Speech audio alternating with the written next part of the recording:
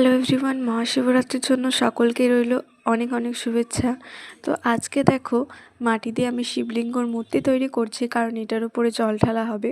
বাড়িতে সকলে উপোস করে রয়েছি, আর কখন সন্ধে হবে তারপরে কিন্তু এই পুজোর আয়োজনটা করব আমরা, আর এই শিবটাকে জল ঢালবো।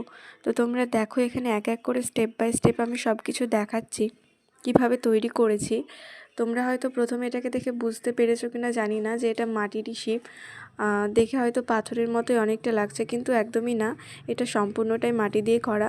দেখো প্রথমে কিন্তু আমি মাটিটাকে দিয়ে ভালোভাবে করে বিকেলবেলায় দিয়েছিলাম, সেটা শুকিয়ে গেছে খানিকটা।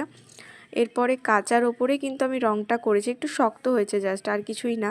তো এরপরে দেখো এক এক করে কালো রঙ করে চারপাশ দিয়ে কিন্তু আমি ছোট ছোট করে কলকা করে নিয়েছি।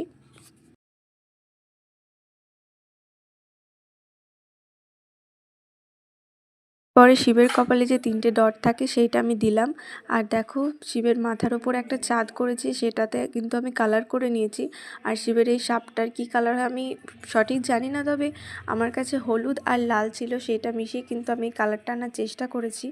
আর এরপরে দেখো এক এক করে আমি চারিপাশটা কিন্তু রং করে নিচ্ছি।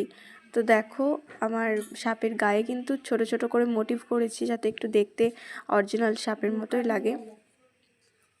এরপরে দেখো কপালে কিন্তু আমি লাল টিপটা দিয়ে দিয়েছি বাবার, যেটা ছাড়া অসম্পূর্ণ লাগে। সাপের দেখো ব্যাকগ্রাউন্ডটা সম্পূর্ণ কিন্তু আমার কমপ্লিট হয়ে গেছে।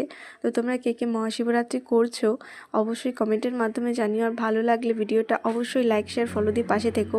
তার নতুন নতুন ভিডিও দেখতে আমার চ্যানেলটিকে সাবস্ক্রাইব করতে ভুলো না। হর হর মহাদেব কমেন্টে অবশ্যই লিখে যেও। আজকের জন্য এইটুকুই।